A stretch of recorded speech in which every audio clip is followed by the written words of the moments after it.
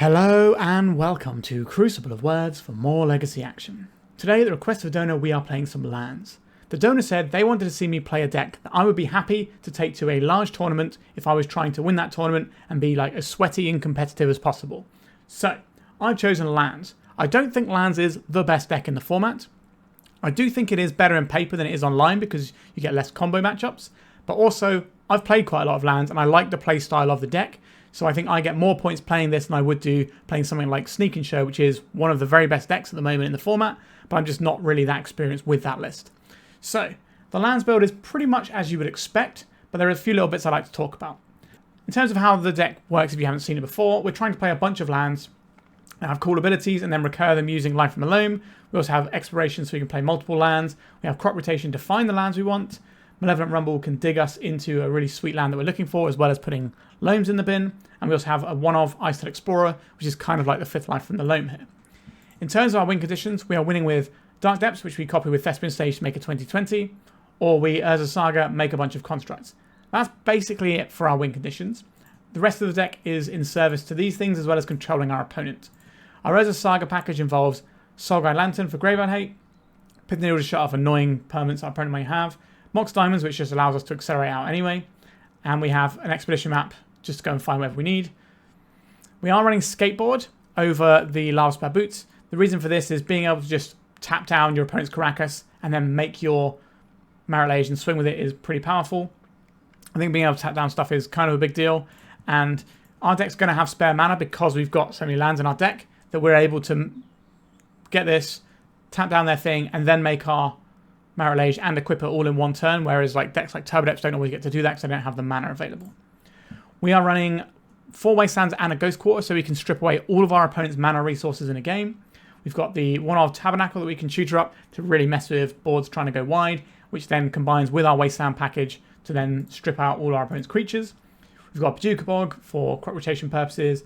We've got 3 Boseijus. This can answer a lot of problem permanents, whilst also just being an untapped green source. We have 1 forest. This particular list is running Wooded Foothills and a Windswept Heath so that we can go and try and grab our commercial district, forest, or one of our 2 Taigas. Now, the main deck is all mono green, but we'll get to the sideboard in a minute. We've got a 1-of Maze of Ith. This used to be like a 4-of in Laz decks once upon a time. And it's just sort of decline in the numbers you play because you have like Urza Saga and you're trying to be front foot forward and be aggressive. It's just a nice thing to grab. We have the Blast Zone, which is a card that I like quite a lot in Lance deck. For a while, people off of this, but I think it's just such a useful tool, and the fact you can just keep rebuying it is really important too.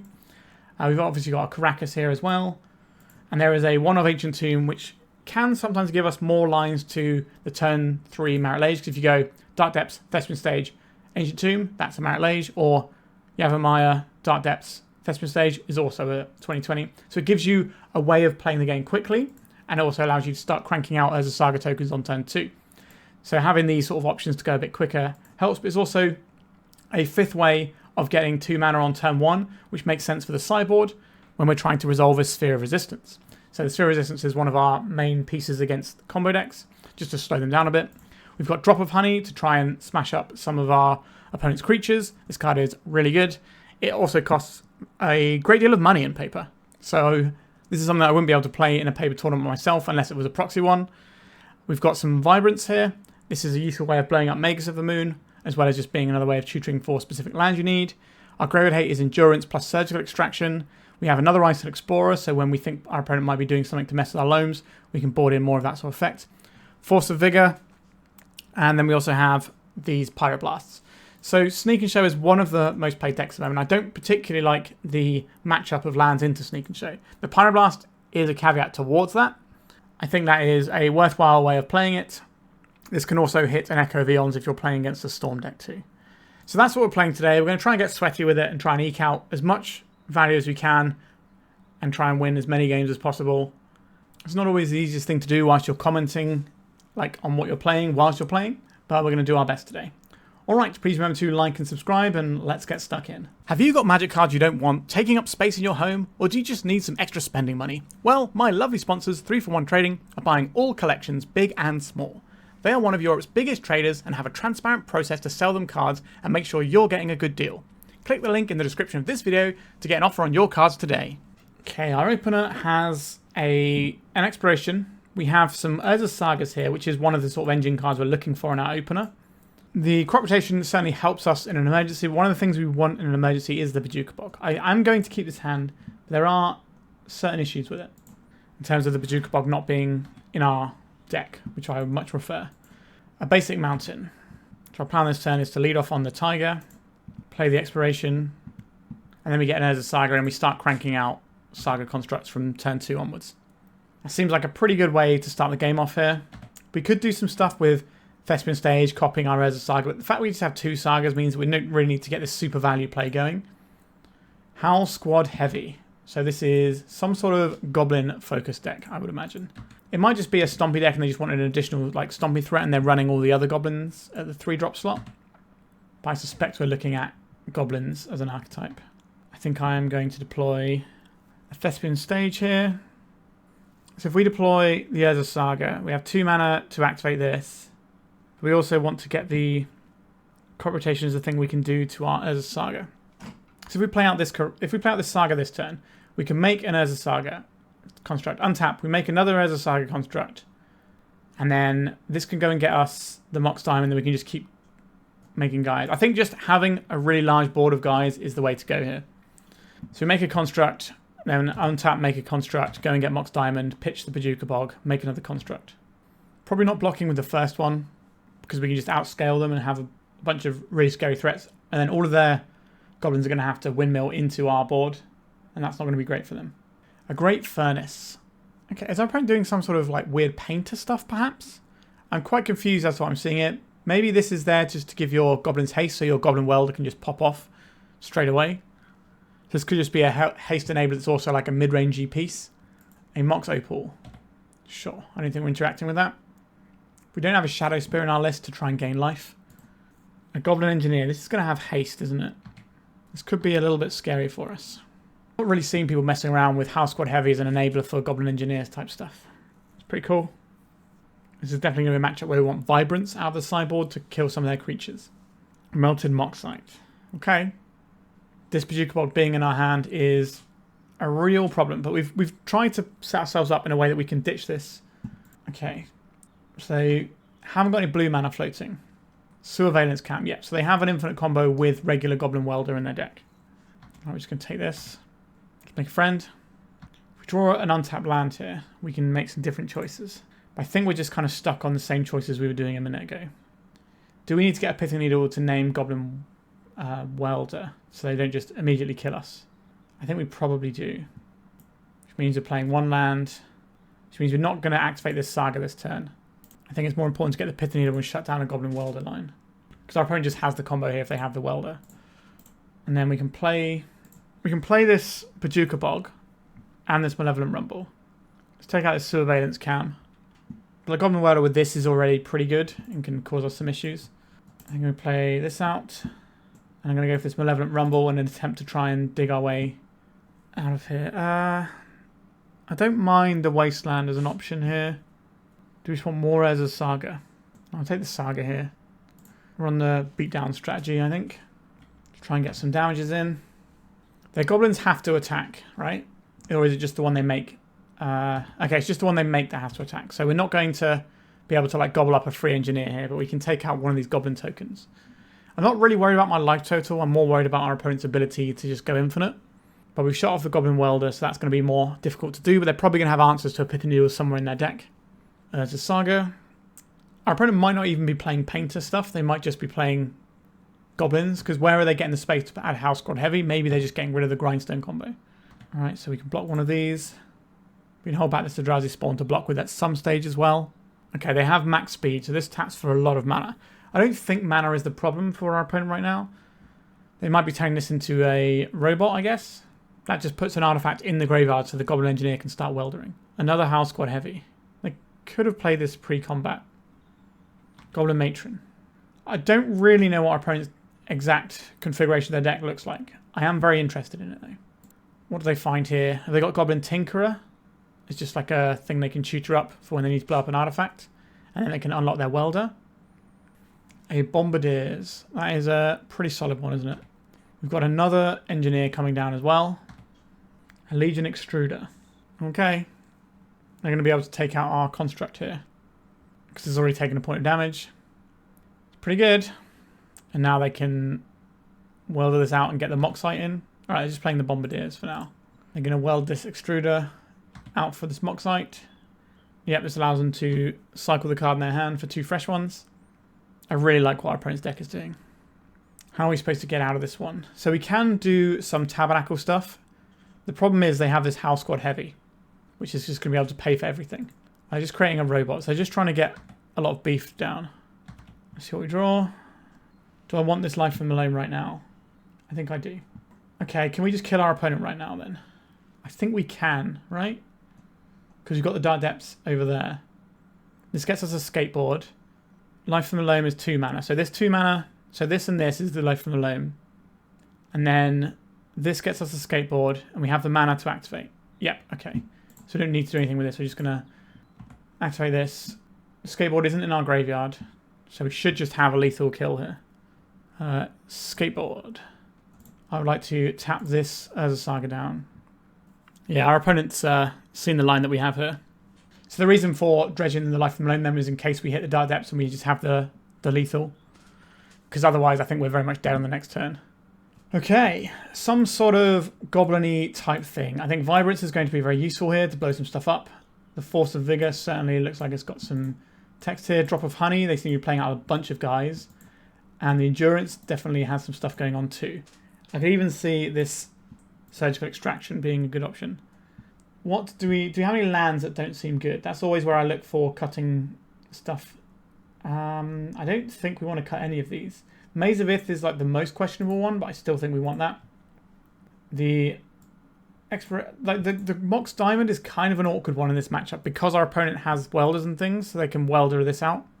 We like the Pithing Needles. How many of our lands are actually like really, really important for us to find? Like being able to crop rotate into our combo seems pretty good. Maybe we want to trim on a on a Life from the Loam. I do like the Disruptor Flutes here as well. Maybe we just trim on some of this stuff, and that gets us a couple of Vibrances. I guess the Vibrances can kind of do the same job as a crop rotation a little bit, so maybe we can chill on those a little bit, and that gets us a couple of Drop of Honey in. And then I would very much like to get these Force of Vigors in. The Disruptor Flute is definitely good here, so I don't really think... Are we just getting rid of crop rotations, just trying to play like a slightly fairer game here? I can certainly see that. So let's get these 2 Force of Vigors in. And if we want these other cards, we're going to have to find more cuts. I'm okay cutting a Mox Diamond, but I don't know if I want to cut more than one. Am I okay just getting this 1 Surgical Extraction in? Is that better than an Endurance? If our opponent's playing Painter, then we can Endurance, but it doesn't feel like they're playing Painter looking at all the Goblin stuff. So I think we're just going to have a Surgical Extraction in here. Or do we try and just get in like an Icetill Explorer, which can gum up the board, whilst also allowing us to do Life from the Loam stuff that gets around some of their graveyard hate, because we still get additional land drops off of it. That is tempting. I'm going to diversify and have this Icetill Explorer. Because if we're under something like a ley line or whatever, the Icetill Explorer is going to be better than Life from the Loam, so at least means we can play additional lands for the turn. What does our hand do? It blows up some of their things. We're going to be Malevolent Rumbling on turn 1 probably here. That seems okay. We might be in a situation where we have to cast a Soulguide Lantern really early, but we'll see. Lotus Petal from our opponent. Are we doing anything? Is this the Engineer? This makes me want to Soulguide Lantern this turn. Ideally, we draw a land so we can deploy the Exploration into the Mox Diamond, and then we can Soulguide Lantern. But we need to think relatively carefully about what we're doing. The Urza Saga being a thing that we can blow up is pretty nice, though. Disruptor Flute. We have so many different options of how we play this turn. We did draw a land. That is an interesting one. There's a bunch of things I would like to do right now. I would like to take this Disruptor Flute out. If our opponent's chewed for it, it's for a reason. I would like to Wasteland my opponent. I would also like to get this Exploration going. Okay, let's get this Mox Diamond in. The question of what we pitch here is kind of interesting. I think it is just the Dark Depths, and we'll worry about that later, because this doesn't produce mana, so can get us in a little bit of trouble later on. I think we go for the Exploration here. Then we play out our 2 lands. We waste down the Urza Saga. And then we get to Soulguide Lantern away this Disruptor Flute that our opponent shooted for. This also just keeps the Welder and Engineer under wraps for now. That was a pretty good turn 1. We do still have this Force of Vigor, but I'd really like to use this Malevolent Rumble to try and dig into a Life from the Loam if possible.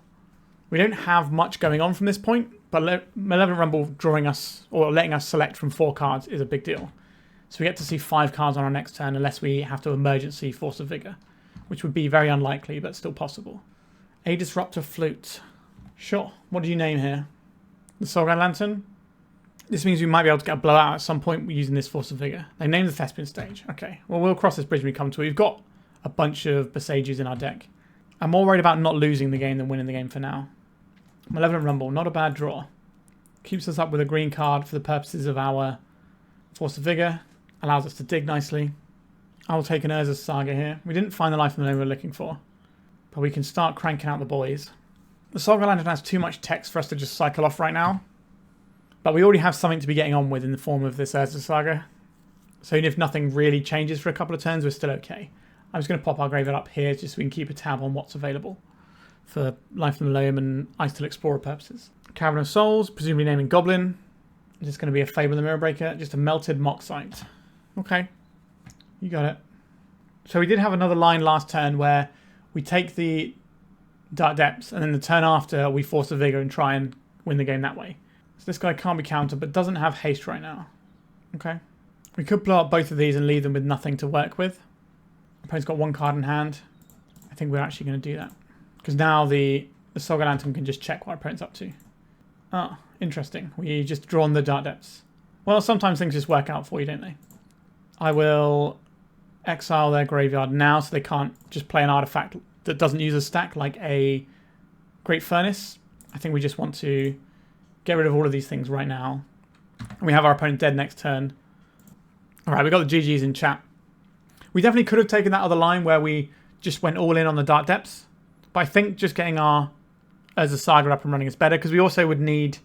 I guess we wouldn't need the other mana because we have the Drowsy Spawn. But I just don't like going all in on the Dark Depths, especially when our opponent's already named the Thespian stage, which means if we wanted to blow that up, we don't get to blow up as many of our opponent's artifacts as we like, because maybe we're in a situation where this Force of Vigor has to hit 2 of our opponent's important permanents, and we can't afford to hit the Disruptor Flute, so I think we took the right line. We did get lucky to draw the Dark Depths just to win the game quicker, but I think this turn we get to go get our Urza Saga going, and then we go get Pithing Needle, shut down Welder, which really hampers their combo, and then we're kind of spinning our wheels whilst bashing them for a bit, and I think that's pretty reasonable. Alright, that is the first round done. Let's go to round 2. Okay, Life of the Loam, bunch of Wastelands. Seems solid enough. I think we'll keep this one. We'll see what our opponent does and then makes us have some slightly different decisions with how we play our first turn. A Polluted Delta, you say. A Disruptor Flute. That's Wasteland. That's Mox. I would like to just start this train rolling, I think. Or would I like to Malevolent Rumble? I think I'm going to Malevolent Rumble this turn, actually. Okay. What do I want from these cards? Probably a Yavimaya to make sure we can't get cut off green. We could take the Mox Diamond, and that allows us to accelerate further, provided our Life of the Loam resolves. But I think we're just going to take the Yavimaya and just play it super safe so we don't get wastelanded out of the game. Because the way our opponent can win is if they... Well, sorry, not even wastelanded. If they can bounce our Mox Diamond or whatever. We lose this game if we don't have access to green mana. I think just ensuring that we have the green mana makes a lot of sense. They didn't even get a Surveil land. That's really interesting. That means they're probably wanting their lands to stick around for a little while. We're going to leave our graveyard popped out so we can keep a tab on it. I'm going to sacrifice this spawn, I think, to Life of the Loam. Let's get back some lands. Then we can pass the turn. We've got Disruptor Flute if we see anything that makes us want to interact. Otherwise, we can Wasteland whatever they get at the end step here. Just a basic. So there's probably going to be a Brainstorm and then Shuffle. No. What fresh hell is this going to be for us? It's going to be a Felia. How do I feel about Felia? It's fine. Like, until we see that Plains, we can't be 100% sure what's coming. So we could have named Felia with this, but I don't think that's actually a great option because our opponent could be playing something completely different. Like, this could just be a blue fetch and they're playing Sneak and Show. And then we've wasted our Disruptor Flute. Are we looking at just straight blue-white, or is this some sort of Esper build? Let's see what they get off of this. They usually have multiple bases. Okay, so we have an Underground Sea, so we are on the Esper train. Can we Overlord of the Bale Merc? You got it. Let's see what they mill over. This gives us some options. Alright, we can see what they get back and then go from there. I definitely am feeling under the gun here. Do they target the Overlord or do they target our Mox? They target the Overlord. Right, the Mox just requires us to discard one of these cards from our hand. They put Recruiter of the Guard in their hand. Let's see what they do with the other one when it comes back. A Brainstorm. So they're using this to manipulate the top of their library so they can bin over some cards they don't want. Our opponent is really firing on many cylinders right now. What is our route out of this game? We have the Dark Depths combo. Do I think that's realistic as a way of winning this game, though? Against the white removal deck? Probably not. Ang, Baleful Strix, Quantum Riddler. Alright, what are they going to take here? We know they've got a Recruit of the Guard. I don't really want to mess with that. We're going to see what they take, and then we're going to play one of our Disruptor Flutes. Skyclave Apparition. Okay. Let's name the Skyclave Apparition, because otherwise it would just take out the Disruptor Flute that matters. Am I dredging here? I don't think I am. If we find an Expiration or something, it's really handy here. Okay, we found an Expiration. That's probably going to be step one of how this turn plays out. Let's get this down first. We can play out the Thespian stage. That enables us to combo. And we can play out a Ghost Quarter. Do we just have to go for it here? We know our opponent's got Recruiter of the Guard in hand. If we Wasteland here, we can still crop rotate into our kill. Let's take out this Underground Sea. It's going to be tough. Our opponent's got, obviously, a very powerful clock here. They don't have the land to go and use that Recruiter they put back in their hand off of the first Overlord trigger. And we can get there. We could just deploy a Marit Lage right now and try and block this Overlord. They're targeting the Skyclave. Sorry, the Disruptor Flute on the Skyclave. Let's see what they mill. Get some information. A couple of Swords to Plowshares are already gone. Okay.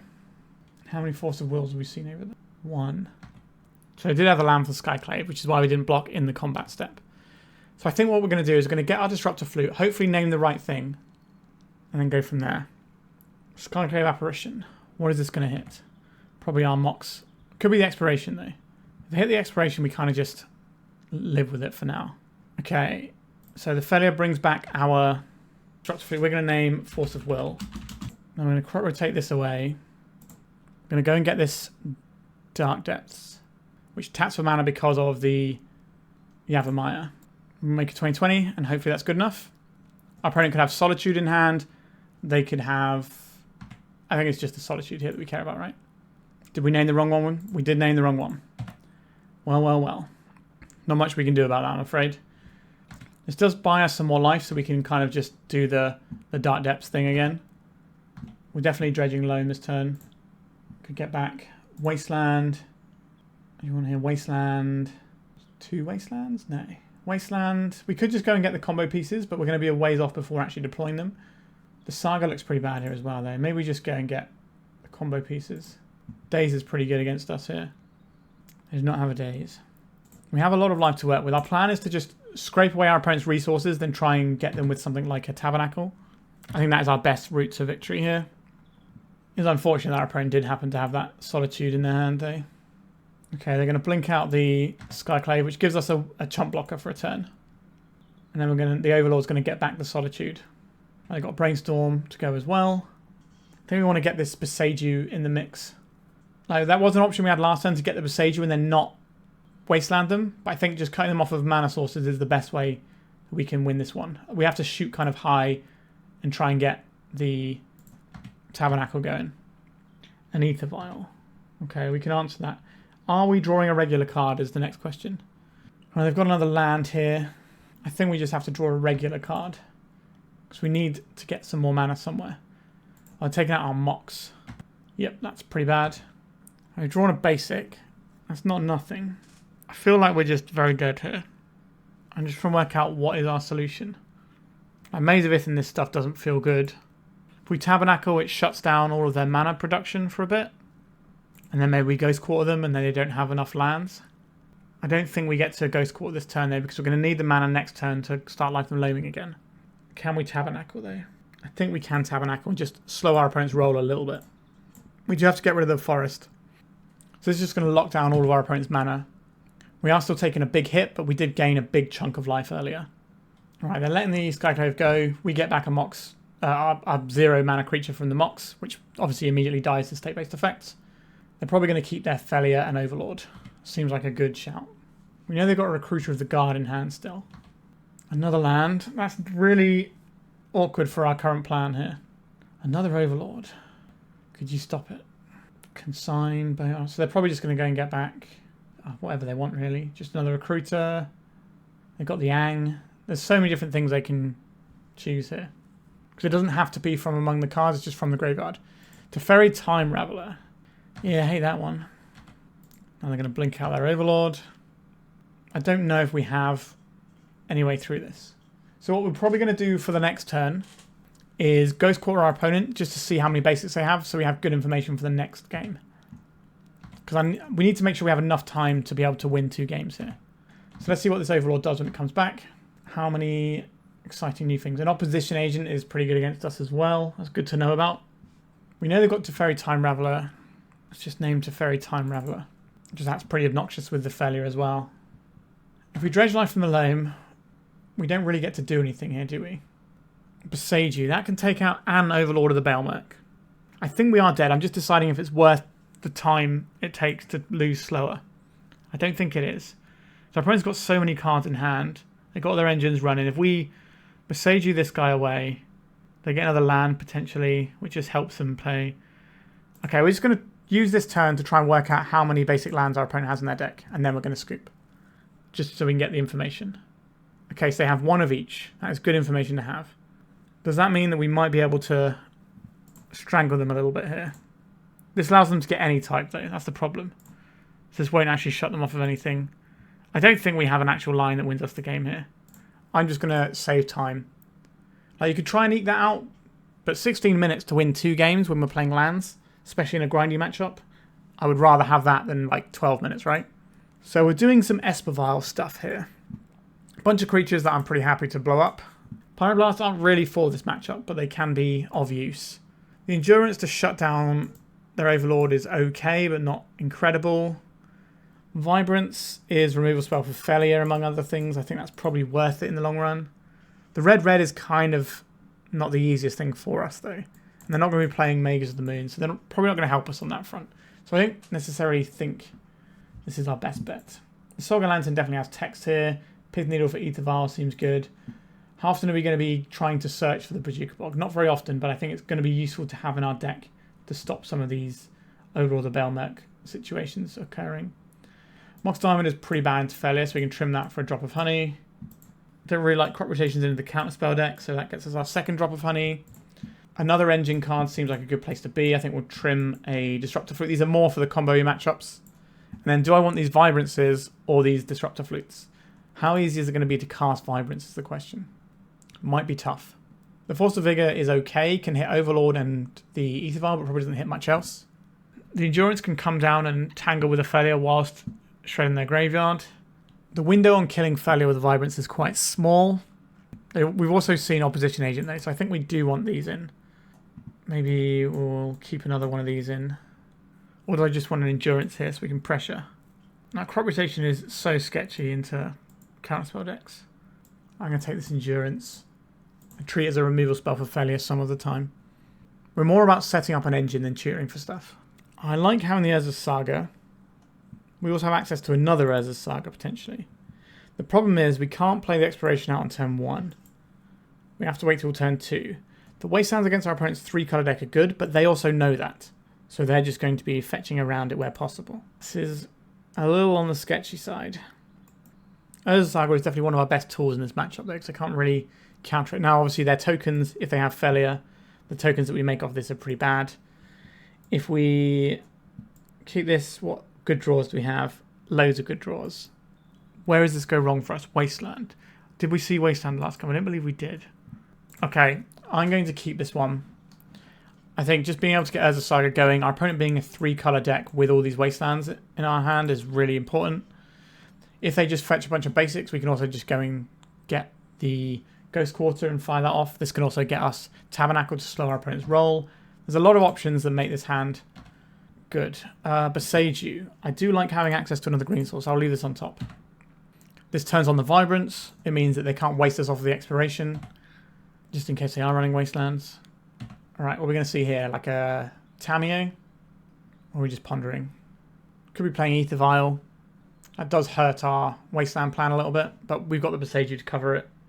Obviously, it gives them a land, so it's kind of 1 step forward, 2 steps back to some extent. I know the Death and Taxes players seem to think they have a good matchup into lands. I imagine Espeval is probably similar. The added wrinkle of blue spells is definitely annoying though. Okay, we've got an Aethervial. We didn't see Days. Am I going to play around Days? I'm always getting this Urza Saga in though, so I think we're going to play the Saga and then we'll play this. We might as well play around Days if we're going to play the Saga anyway. Let's get Saturation in, hopefully. If we get 2 cards out of this, that's fine.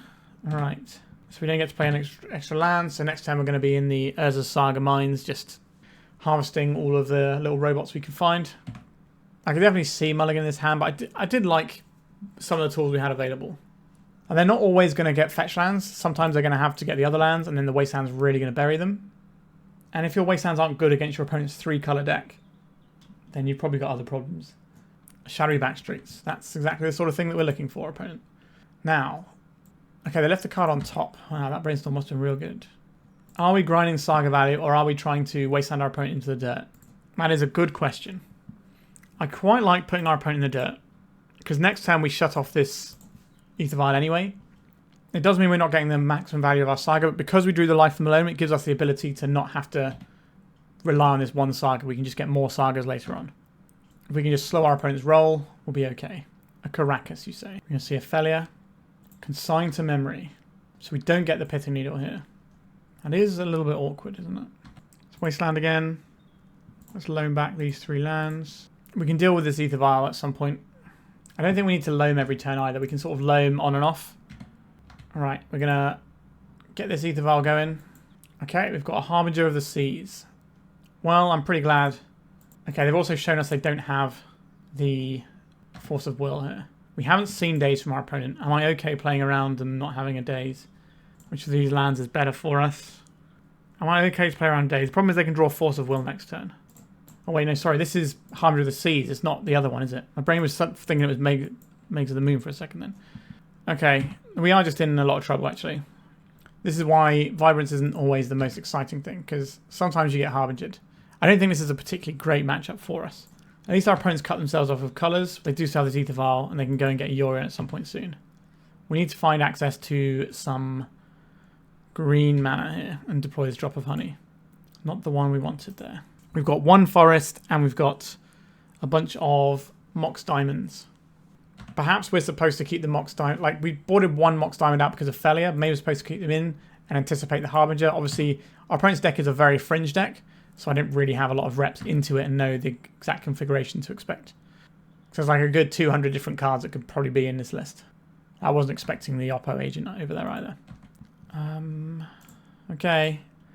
We've got a redraw. Which of these do I not want them to get back? I guess it's the Fairy Macabre. We don't want them to get back with Overlord. Problem is the old Yorion is coming to play in a second. Maybe they'll blink out their Harbinger. Oh no, they just had an Overlord. They're going to try and get that card back. This all happens in one fell swoop. I don't think we have a choice other than cracking this to draw a card. Because if we don't find a green source, we just don't get to play the game. Okay, I guess we're not playing the game. This Vile is going to stay on 5. They have a Yorion they can deploy. We just have nothing going on here. We just got blindsided by this Harbinger. This might only be a one-off in their deck that they tutor for using Recruiter. I'm not sure how much we're supposed to just try and play around it. They returned a Witch Enchanter. That can blow up a Mox Diamond, so we maybe just get 1 stab of it. Problem is, if we ever kill this Harbinger, they can just get it back with the Overlord. We've got so many problems. I think we're just going to scoot this one up.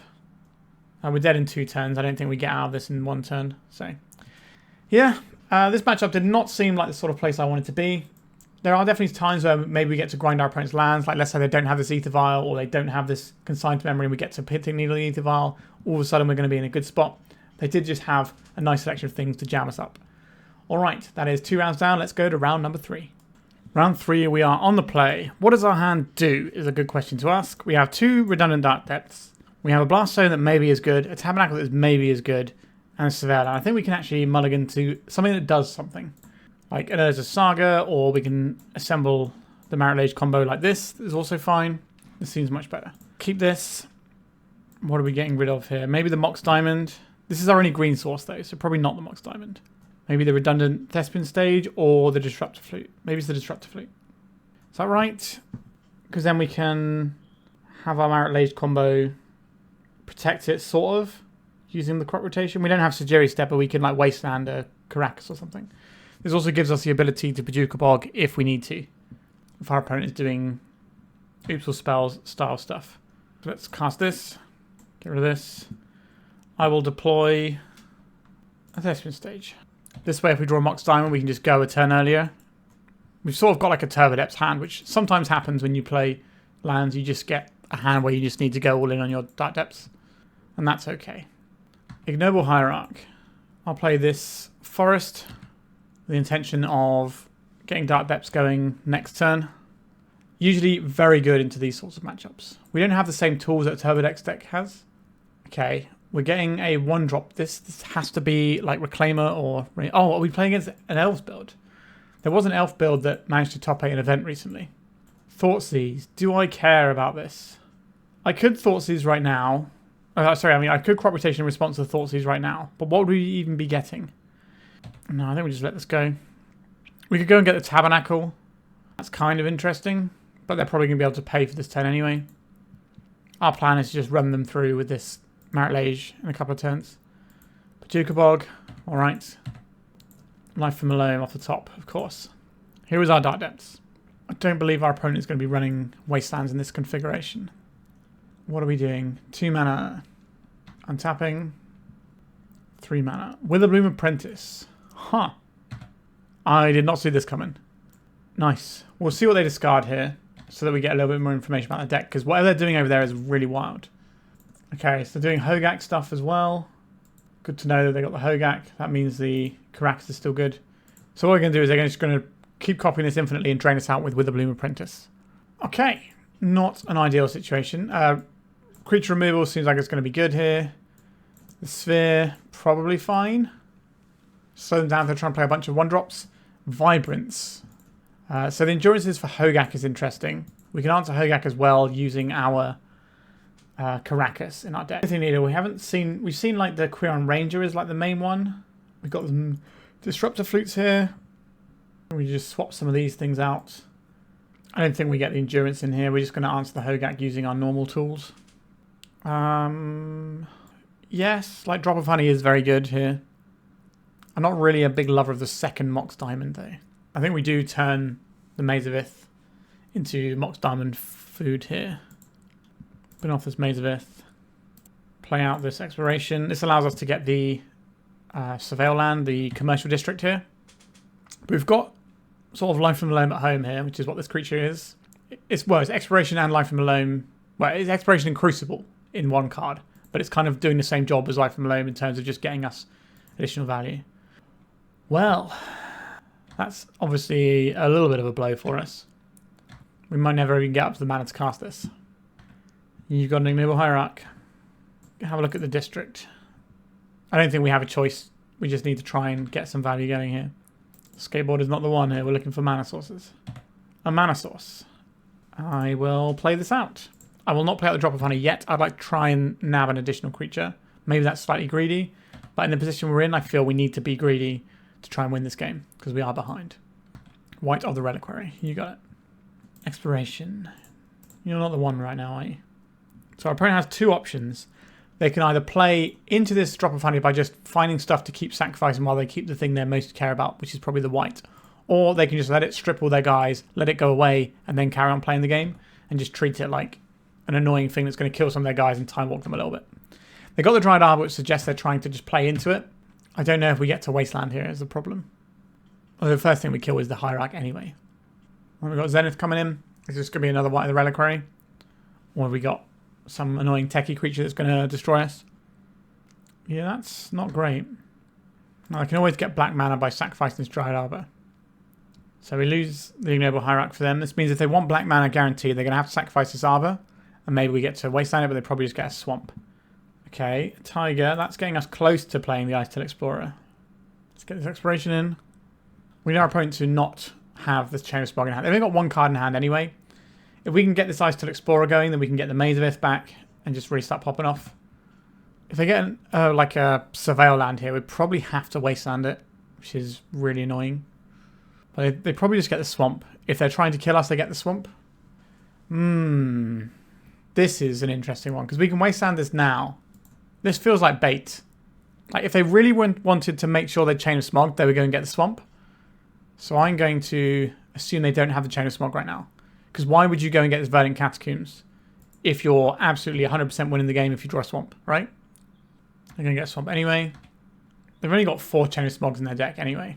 Another with the Moon Apprentice. When they tapped the black here, I was pretty worried, to be honest. But we can draw a land here and get this Icetill Explorer in. We are taking some damages. This does not target, so it will kill their guys. We got the Thespian stage. Okay. We get to start playing some Magic now. Here is the Icetill Explorer. I will play out this Maze of Ith.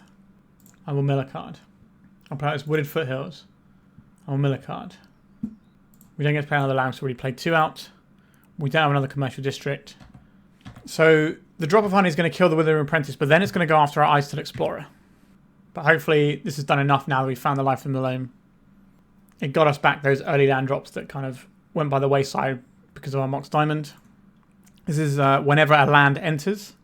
So the one we get off of the Wooded Foothills will mill us a card. What is the one card in your hand, opponent? Is it Chain of Smog? Diabolic Intent. Huh. Uh-oh, Spaghetti-O. So this goes and gets them the Chain of Smog. And then they kill us. Yep. Alright. So you might be thinking, okay, you know, it's a bit of a brew. It doesn't really matter that you lose to it in the grand scheme of things. If you're trying to play competitively and go to a tournament, this is not exactly top of anyone's radar. However, when you go to a big paper tournament, there's all sorts of decks in the room and you can get paired into some random stuff. And our deck just didn't really function that well into what our opponent was doing. They slowed us down nicely and we're not great into these sorts of combos and our removal spells are a little bit awkward. Like the Drop of Honey is just a little bit too awkward to get this up and running. Now we could have kept in the Disruptor Flutes to help us out. Maybe that's the correct way to play this, but I figured just attacking all of their creatures was probably the way to go. And this was like a pivot plan. But the Diabolic Intent kind of suggests they're maybe more into trying to do this as their main plan. Anyway, on to round number 4. Okay, this hand looks pretty nice. We've got an Expiration and a Life from Loam, which are the 2 things I'm looking for most in my hands. Let's keep. This little combo should get us there. And we should be firing on full lands power. We're probably just going to get useful spells though. This is going to be a basic forest. Just make sure we've got that underneath us. We get to Expiration. We get to deploy this Urza Saga and start cranking out some constructs from turn 2 onwards. So we've got a proactive game plan. And then we can do some reactive stuff using this Blast Zone. And we can also start digging with this Life from the Loam when the time comes. We're probably just going to let this Saga run its course and then start loaming. Okay, maybe not. Exploration, you say. Let's go for Life from Loam, targeting these 2 lands. Let's go and get a Taiga. Play out this Exploration and then play out this Urza Saga. This is very much our deck running on many cylinders. We've got 6 permanents in play to our opponent's 0. If they're playing like a Yori on Wasteland strategy, it's probably going to be like Death and Taxes. But it could be a control variant. Are we just going to be doing the same play again? Okay, we are making extra permanents every time though. So I'm very happy with this exchange. Alright, they're scooping it up because we also have Dark Depths combo now. I still don't know what flavour of Yorion deck they are. We only seen Wastelands. I don't know if they're playing blue Yorion or if with like some Wastelands in or if it's Death and Taxes. I think we have to assume Death and Taxes, but we kind of need to hedge our bets a little bit, which is awkward. So for Death and Taxes, I like Drop of Honey just to start churning through some of their guys. I guess Vibrance is also removal, so we probably want access to that. And then another engine because we need to keep our engine sort of going. Disruptor Flute, we're not really shutting down much apart from Ether Vial, really. I don't think this is a big Bojuka Bog matchup. Now, again, I could be entirely wrong what this matchup is, so I'm going to probably board lighter than I normally would against this matchup because we're not 100% sure what it is. Are there any lands that we can take out? I don't think so. They all look pretty solid. Maybe the Disruptor Flutes are just worse than the removal spells. And then we need one more cut. I think the crop rotation... No, it's the Saga Lantern. We're taking out the Bojuka Bog. It should be the Saga Lantern as well. That makes the most sense. And then we'll go in like this. We've gone up on engine cards by adding the Icetill Explorer. We've got a little bit more removal in the form of Drop of Honey and Vibrance. We don't really have a lot of main deck removal at all, so... Okay, this is like our Life from the Loam. This is an engine in itself. We can keep this. We have double Wasteland. If our opponent is playing a multicolored Yorion deck, we can really punish that. Okay, we can play out this Exploration. Get our Urza Saga running. We can start cranking out some creatures. If they're like a slow, ponderous deck, maybe we can just just put loads of power in front of them, and then they're going to be on the back foot long enough for us to win the game. That's the plan, at least. This polluted delta is not just a black fetch. This is very much a blue deck. So they are spending green to cast this. They're going to exile our Urza Saga. Or they could exile the Expiration. Okay, they've gone for the Expiration. Little did they know. We don't have a life from Loam yet. We could just try and get this Icetill Explorer in right now. I'm down to try that. Because if it comes down now, the game kind of ends. Because we play this one out, and we get to ransack our opponent's mana base. We'll take the black out because that might be the colour that can kill our Icetill Explorer. So we get to play many Wastelands a turn now. Love this guy. Unsurprisingly, person who really enjoys Crucible of Worlds likes Icetill Explorer. Alright, our opponent just had nothing. So sometimes you just Wasteland lock people out of the game, and that is definitely one of the angles I like to play lands with. And it's an angle that you don't get with stuff like Turbo Depths. Alright, that's 4 rounds down already. It's pretty quick. We are 2-2 and 4-4 in games. Alright, let's go to the final round and see what happens. Our opener here has a bit of a problem. We don't have the lands to get the Life of Loam going in the first place. I don't think we get to keep hands that look like this. This hand is fine. I will take that. Windswept Heath is better to keep than the Yavimaya, I think.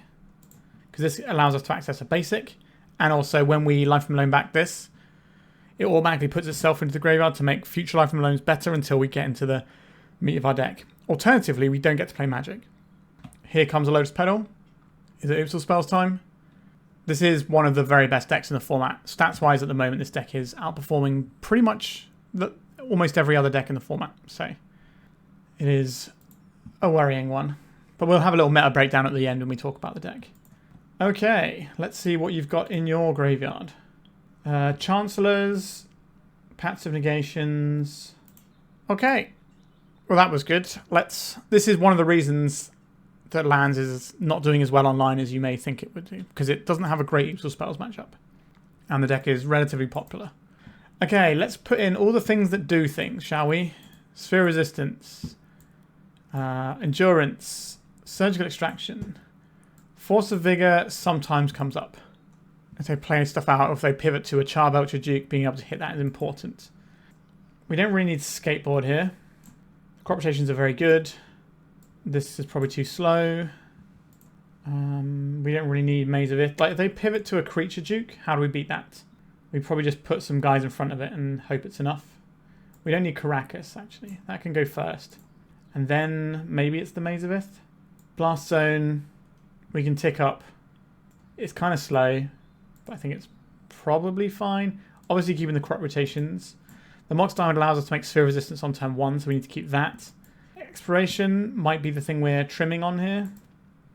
We don't need to make lots of land drops, we just need to stop our opponent from winning the game, and then we'll eventually win. Malevolent Rumble can dig us to hate pieces, like Endurance. Tabernacle is probably not very important here. We're trimming on our win conditions. Maybe we're trimming on like a Depths and a Stage. Something like that. Now, Icetill Spells is a deck that you don't see a lot of in paper, because when people go to a paper tournament, they want to sit down and play Magic, and they want to play multiple hours of Magic instead of little bursts of 10 minutes here and there. So you don't see it a lot on paper, sorry. This hand is great if we get a turn 2. I don't think we're going to get a turn 2, so I think we have to mulligan. This hand doesn't really do anything. We just have to mulligan again. Whereas when you're playing online, Icetill Spells has the ability to just queue again and again and again. So if you've got like 2 hours to play, you can get more leagues in. Okay, we can keep this one. It has crop rotation. I think we get rid of the 2 Mox. They've mulliganed to 5 cards as well. So there is a possibility that our crop rotation is enough here. We do have to lead on the crop rotation. We've also got the Charbelch or Duke covered unless they have enough mana to fire it immediately. Let's go. Hopefully they just go all in, we crop rotation, and then the game kind of sputters and stops. And they don't want to continue playing. A Lotus Petal. You got it. What about second Lotus Petal? Sure. 4 cards left in hand. 3 cards left in hand. 2 cards left in hand. Undercity Informer. Interesting. So let's go through. And I think the play here is to go and get a Taiga and then turn it into a Bojuka Bog. They did board into the Child Archer Duke, which is good to know about. They have a Memories Journey in here. They had the Pact of Negation anyway. Well, get wrecked me, I suppose. Sometimes your opponent mulls to 5 and has a turn 1 backup send. This is why this deck is pretty egregious. It does just win way more than it should do. Alright, I don't need to keep playing this one. Not a particularly strong league showing from lands here. So, as I mentioned before, lands a few weeks ago was doing quite well, but at the last sort of 3 weeks, it's really dropped off. And the amount of combo online is definitely hurting it. But when you go to a paper tournament, you tend to see less combo and more sort of slower decks that lands can actually prey upon, which is why I would take lands to a tournament. Obviously, it'd have to be a proxy tournament in terms of my collection. But let's talk about this list. And we're also going to talk about the meta. So this list, I understand what it's trying to do. So some of the things where it's a little bit different is we're trying to play into the Pyroblast and the Vibrance. Now, the Vibrance just felt really awkward the entire time, and I just don't think it's good enough. And the one time there was a creature we wanted to kill with it, that we had to kill with it, we couldn't, because it was red-red, and we couldn't get red-red into it because it was the blue Magus and not the red Magus. So I'm just not convinced by the red splash that much. I do like Pyroblast into Sneak and Show, but we have other tools into Sneak and Show, right? We just can play Disruptor Flutes, we can try and hedge them in with that, and then just attack their mana base, which is the classic way of beating that deck. Now, that's not really going to change much from our main deck. It's just going to mean that we are cutting probably like a couple of Tigers, a couple of these. Actually, let's just pull up a green list so we can compare. Okay, here is a relatively stock build of the mono green deck, right? So what we can see about this one is it's got a lot of the same tools. It's got slightly fewer lands by 1, but we are running 3 once upon a time, which means that our opening hands are on average going to be better than the opening hands from the red-green build. On top of this, it means that we are running the one of Sajiri step in this list, because we don't have to try and get our colours because we're not trying to splash red, which means we have a Sajiri stat which can sometimes give us lines to just Marit Lage people and get the game won that way. So I think this is actually the build I prefer. It's also indexing more heavily into our win conditions. We've got ourselves 4 Thespian stage and 4 Dark Depths instead of the 3 and 3. So by not playing another colour, we end up with a bunch of different tools. Now, you can swap out this Grafdigger's Cage in favour of a Soulguide Lantern if you prefer. It doesn't make the hugest amount of difference between which one you have. When we look at the sideboard, we've got very similar things. We've got this Drop of Honey. We've got an additional Pithing Needle. We've got the other Disruptor Flute, which is something I kind of wanted anyway sometimes. We've got the Damping Sphere instead of our Sphere Resistance. It's kind of similar but different. You can kind of take your pick on how you feel about that one. And instead of running these Vibrance, we have Dismembers. Now, if we had Dismember in that random matchup where our opponent played the like Esper Vile deck and just got us with the Harbinger of the Seas, I think it's Harbinger of the Seas, isn't it? If we'd have had Dismembers instead of Vibrances, then we just kill it. And then we move on and we win that game very easily from that point. So I do prefer having the Dismembers just because they're very, very flexible if you need to kill a creature. Now, Vibrance does have a lot of cool text, and it is nice that you get to hit Magus, but sometimes it's not the Magus you have to kill. And if you're playing a large paper tournament, you can run into all sorts of random decks. So having a easier to use tool in Dismember that is more flexible is better in my opinion. 2 Endurance, 2 Fairy Macabre. So these are both things you can get off of the Once Upon a Time, which makes them slightly better as well. We only need to run 4 pieces of Graveyard Hate in the sideboard instead of 5. Sorry, no, we're only running 4 here, aren't we? Yeah, so, sorry, we're still running the 4 pieces, but because we have the Once Upon a Time, it's way easier to pull them out of the deck and be able to have them on turn 1. Then we have Force of Vigor, again, going up to 3 of these seems totally fine. And we have an Icetill Explorer in the board, like there is an Icetill Explorer in the board for this one. So there's not a huge amount of difference between these 2 decks, but I think I genuinely would prefer running the mono green. And I do have a tournament coming up in a few months in Belgium, going to Eternal Mania. So getting in some testing to see how these other lands builds feel. Now I might end up just playing Turbo Depths, I could end up playing Food Chain, I don't know. But I really wanted to sort of get into the weeds with this red-green deck version of lands and see how it felt. And honestly, I'm not that impressed, and I would prefer to play this. I don't want to call it more turbo build, but it kind of is because you've got your 4 copies of all of your combo cards. So it's a little bit more win condition dense. So it's going to be easier to find action in your opening hand, especially with Once Upon a Time. We did have a few hands that were like okay, but having Once Upon a Time just sort of speeds up your hand and makes things a little bit cleaner. So I do quite like that as an option. Back to today's list. I do like, what this deck is generally doing, but just a few little tweaks here and there I think would make it much more up to the speed that I want to be playing and how I like to play my lands decks. I do like to be a little bit more proactive, and given the nature of the format, I think being proactive is very important because you have decks that are, trying to race you, which is one of the reasons why Turbo Depths has a very different matchup spread to Lands. Obviously, Lands has got this big control-y element, so it can kind of like grind through the slower control decks, but it struggles into a lot of combo decks. Whereas Turbo Depths is kind of the flip of that, where it doesn't really want to play into these grindy white control decks. But combo decks, yeah, we're going to smash their hand apart and then we're going to make a 20/20 and kill you really quick and be able to race the combo decks. So those sort of very different ends of the spectrum really are what you're looking at. And I obviously love playing Turbo Depths myself. But I think having lands where you've got slightly more ways of reaching the combo by having more copies of this is definitely a worthwhile way, because if you play Exploration on turn 1, you can make a Marit Lage on turn 2. And sometimes you can make it with haste on turn 2. So you go turn 1, Exploration, play a Thespian stage, play a Skateboard. Turn 2, play Dark Depths, play Yavimaya, activate. You have a 20/20, you equip with a Skateboard. So it is possible to kill someone on turn 2 with this lands build. I also do like having more Yavimayas. It's something I kind of missed here. It makes some of your weirder lands, like your Tabernacles and your Maze of Iths and your Dark Depths, feel a lot better. I don't think you get to run 4 Dark Depths with Yavimaya when you're trying to play the red-green. So by having the 4 Dark Depths, it kind of forces you into mono-green, but that's kind of where I want to be. And I don't think having 2 Pyroblast is enough to make the matchups where you want Pyroblast better. Yes, you're going to get some percentage points against Show and Tell by having Pyroblast in your deck. Are you going to get enough percentage points to make it even worth the 2 slots when we could just be playing a better mana base, a more proactive game plan by having more copies of our win condition, and then also having, Disruptor Flute, which is almost as good, sometimes better than a Pyroblast anyway, and it's more flexible. So I think just having the more flexible tools, especially if you're going into a big paper tournament, is the right place to be, because there's also card availability issues when you're playing in a paper tournament. You don't know what people have access to, so people are going to be playing their pet decks. People are going to be playing decks based on the cards they actually have for the event. There might be someone who's a local and they're just borrowing a deck for the event, and they maybe, have some unusual card choices in it, or it's like a really fringe deck. And I think just having a more streamlined version, instead of trying to index with more specific tools, when we could just have more generalized tools like your Disruptor Flutes and things, and Dismember over Vibrance. I think these things are just little ways that you're going to improve your matchup over the course of a long tournament in a sort of blind paper meta. So yeah, those are my thoughts on this list.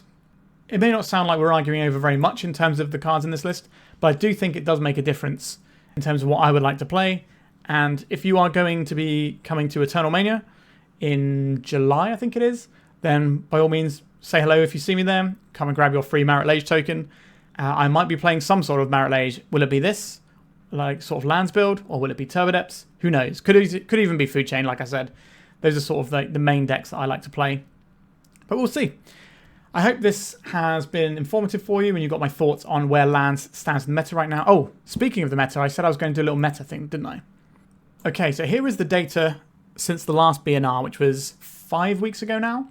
And this is every deck that is over 0.1% of the meta that has made a top 8 finish. So as you can see, Blue-Black Tempo is kind of the most prominent deck. It's about 14% of the meta, and it's slightly overperforming at the moment, but it's got 45 top 8s. If you look at the second most deck, we're looking at Sneak and Show at 23. Now, Sneak and Show being very popular is worrying for a lands player, I will tell you that much. Although Turbo Depths is pretty good into Sneak and Show, so there are sort of different elements to look at there. But then I was talking about Oops Will Spells earlier. So Oops Will Spells has got 21 top 8s, but it's only 6.2% of the meta. So it's not doing as well for top 8s as Sneak and Show. But if you look at its event wins, it's won 20% or nearly 20% of all the challenges off of 6% of the meta. So this deck is really good. And I would argue it is too good and probably shouldn't be in the meta, as well as the miserable experience it provides. But if we look at some of these numbers, sorry, I'm just going a bit deeper than I thought I was going to here, because I think it's interesting. Legacy is kind of coalescing around a handful of decks right now. So if we look at the overrep rates, Blue-Black Tempo is doing well. Sneak and Show is doing well. Oops Will Spells is doing well. Doomsday is doing well, although it's not played that much, and it hasn't won any events, which is important to note. 60 card Beans is doing pretty well. And then we have the Epic Storm, which is obviously a very sort of niche deck that is being played by not that many people really, but some of the people who are playing it, like Brian Cook, are phenomenal with the deck and absolute masters. So they get like an extra 15% out of it when they play it. When the Epic Storm was up a few more percent, it had horrible numbers, but now it's come down a bit and it's just like actual dedicated pilots and people who've actually put the time in to learn it. It's doing well, but it's only just above the Goldilocks zone of 0.8 to 1.2. So this deck is kind of fine. And the other one is Blue-White Failure, but that is quite a low played deck. And Karn Ring is another one, which has just had a really good week this week. It'll be interesting to see if these numbers hold for future weeks, but because it's on such low numbers, because nobody was playing it, and just had a breakout week where it got like 8 or 9 top 8 placings just this week alone, it's hard to tell if this is just like a one-off week or if this is going to be the future. But generally speaking, Legacy seems to be coalescing around a handful of good decks. So the Tempo, the Sneak and Show, the Oopsal Spells, the Doomsday, and 60 card Beans. Now, of those, Lands' matchup into Blue-Black Tempo is good. Sneak and Show, not so much. Oopsal Spells, not so much. Doomsday, also not so much. But you can tax their mana, but they can just win off of other bits. And 60 card Beans is a good matchup for Lands, generally speaking. So it's kind of stacked against Lands a little bit here. But obviously these decks are just the percentages of how much they're played. And some of these decks aren't actually played that much. A lot of people are still clinging to decks that aren't performing that well. Things like Izzet Delver and Eldrazi and Painter decks, Death and Taxes. There's a bunch of decks out there that aren't actually performing very well, but people still play them at quite a high rate. And that is always interesting to see. And there's just sort of a little snapshot for you. I think, obviously, we've got quite a long time between here and the big event I'm going to. But if we look at this Karn Ring, depending on what happens with Karn Ring will depend on how the whole format looks. If this is just a one-off week where Karn Ring was doing well, and then it just goes back to obscurity again, sure. But if this ends up being like a permanent fixture, because, you know, it is playing some really powerful cards, and without any Izzet Delver to really punish it, because Izzet Delver can counter its spells, but also apply a lot of pressure, and then damage its life total to the point where the One Ring is a liability, instead of like a free win. Izzet Delver just being completely discarded. This was like over 10% before, and now it's just down to 4.8, and it's just dropping. It's not doing very well in events. The deck's kind of fallen out of favour, which is allowing Karn Ring to come back. But if Karn Ring comes back as a permanent fixture, maybe we see more Izzet Delver, which then means that Lands is going to be a little bit better because you've got another tempo deck to play against. But also Lands can prey upon the Karn Ring mana base a little bit and have a bunch of Disruptor Flutes to try and get the job done, especially that green list we looked at that had 2 Pithing Needle and 4 Disruptor Flute in its entire deck, in like the 75, and that's very much an angle that I like to play as. So we're in a state of things could be changing a lot in the next couple of weeks depending on what Karn Ring does, because when this deck is good, it becomes very popular. People seem to really like the deck. So we'll see how that pans out and we get some more ideas about the meta moving forward. So, quite a long debrief there, but I hope it was interesting to you, and especially to my lovely donor who made this possible to play today. And if you'd like to see more Legacy content or pre-modern content, make sure you hit that subscribe button. It doesn't cost you anything, it supports the channel, and it means you don't miss any of my lovely content. Alright, thank you so much for watching. If you need cards for your upcoming tournaments, check out 3for1 Trading. Their link is in the description. And with that, goodbye. If you'd like to support me in the channel, please check out my Patreon. It has a free guide to budget turbo depths as well as 3 tiers of support. A low cost one that enters you into my monthly raffle for a free donation deck on the channel, a mid-tier subscription that gives you access to my detailed turbo depths guide that is updated every month as well as regular articles, and lastly the higher tier gives you all of the above as well as a monthly donation deck for my channel. If you're interested in supporting the channel this way, please check out the link in the description.